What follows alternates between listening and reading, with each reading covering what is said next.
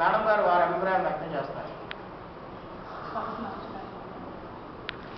Railway new colony Mandakini అపార్ట్మెంట్లో ఉంటున్నానండి. మా apartment మీదే మా అసోసియేషన్ వాళ్ళేమో టవర్ పెట్టించారు. నేను అబ్జెక్ట్ చేశాను స్టార్టింగ్లో.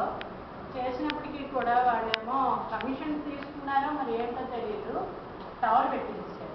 టవర్ పెట్టించినప్పుడు దానికి కరెంటు ట్రాన్స్ఫార్మర్ వేరేగా పెట్టుకోవాలి. కానీ మా అపార్ట్మెంట్ ట్రాన్స్ఫార్మర్ నుండే కనెక్షన్ కూడా పెట్టించారు.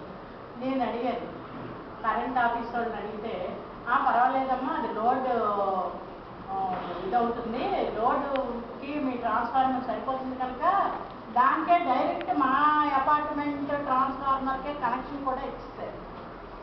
దాని మీద మా president secretary Mandakini apartment railway new colony Kamalamma hospital opposite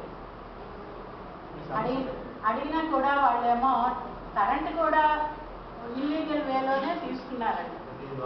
తర్వాత దీనికి మా టవర్ మీద టాటా ఇన్కమ్స్ అంటే దానికి పర్మిషన్ కూడా లేదు, లిస్టులో లేదు మా అపార్ట్మెంట్ పేరు. అరుణాయ్ అపార్ట్మెంట్ ఉంది. అరుణాయ్ అపార్ట్మెంట్ మాకు ఆపోజిట్ అరుణాయ్ అపార్ట్మెంట్, దాని మీద ఒక టవర్ ఉంది.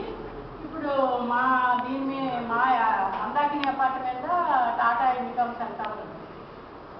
అయితే మీరమ్మ ఆరోగ్యం గురించి బాడీ మీద ప్రభావం చూపిస్తుంది రేడియేషన్, అయితే మీరు ఎలా చెప్పగలరు అంటే, నాది ఇప్పుడు 62 years.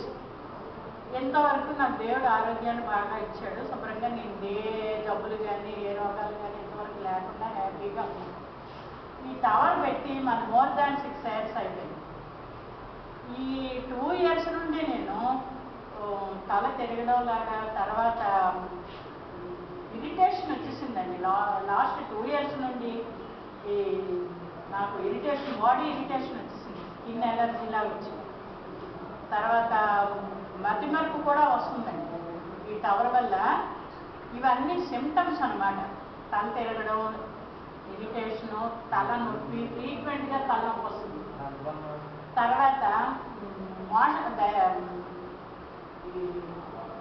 మోషన్స్ కూడా ఒక వారానికి 2-3 సార్లు మోషన్స్ కూడా అవుతున్నాయి. నేను ఇవన్నీ అబ్జర్వ్ చేశాను 2 years నుండి.